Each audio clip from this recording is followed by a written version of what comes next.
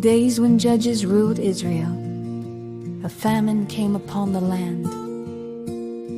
A woman named Naomi and her husband Elimelech left Bethlehem and went to Moab with their sons Mahlon and Chilion. There, the sons married Moabite women, Orpah and Ruth. But sadness filled Naomi's heart when her husband and both sons died. Left alone, she decided to return to Bethlehem. She told her daughters-in-law to stay behind, but Ruth clung to her and said, "Where you go, I will go. Your people shall be my people, and your God, my God." Ruth's love and loyalty touched Naomi deeply.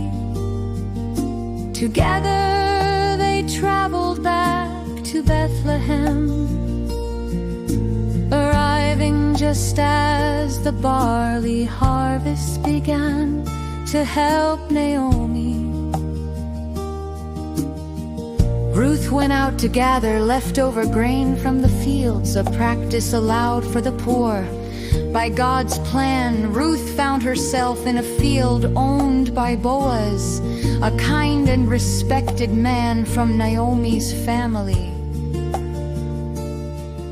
When Boaz saw Ruth, he asked his workers, "Who is that young woman?" They replied, "She is the Moabite who came back with Naomi. She's worked all day without rest."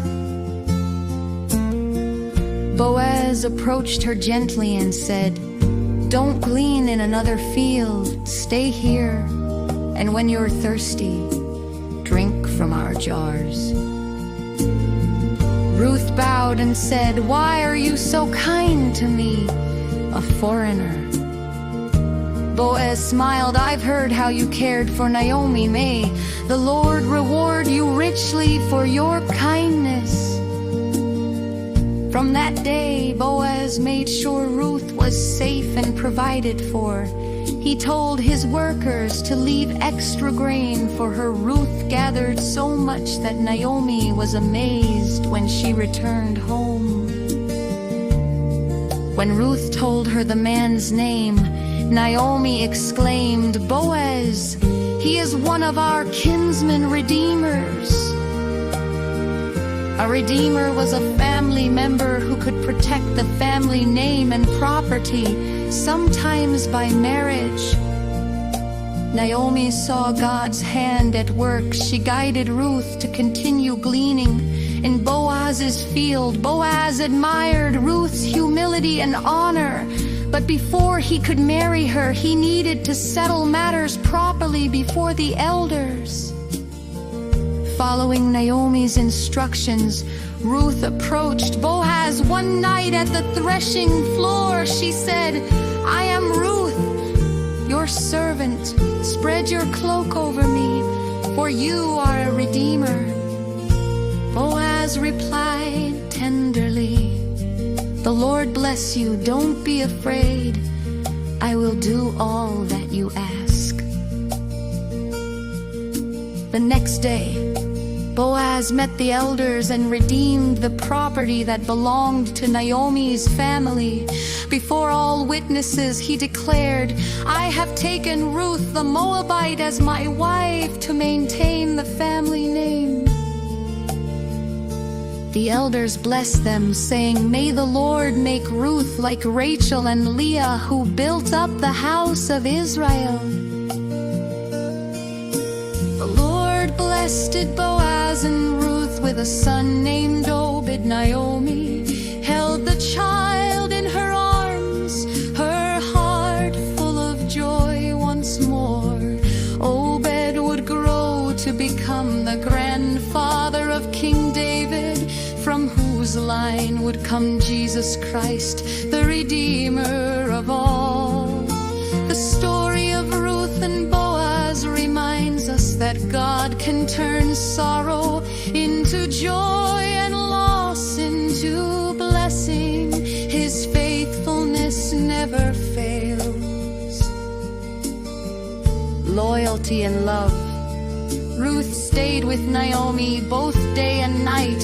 She walked by faith, her heart was right. When life feels hard and hope seems gone, God's love will help us carry on. When I'd be loyal and kind, stand by what's true, God blesses hearts that trust and do. Diligence and grace.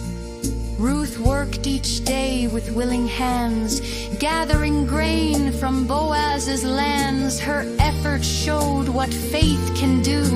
God sees the good inside of you. Hey, work hard and shine. Give your best each day. God rewards those who walk His way. Kindness and giving. Boaz was gentle, strong, and fair. He helped the poor and showed he cared. When we are kind and freely give, we share God's love and truly live. Better be kind to all, both great and small. Kindness is God's sweetest call. Trust in God's plan. Naomi wept but learned in time, God's grace can turn our tears to shine. From pain and loss came joy and song. God had been guiding all along. Trust His plan when life feels wrong. His love will make your heart strong. God's great promise. From Ruth and Boaz came a line divine, leading to Jesus, God's perfect design. A story of hope, of love made new, a promise for me and a promise for you. Would God can use anyone near or far, you're precious to Him just as you are. Faith and kindness, love and grace, God's plan unfolds in every place through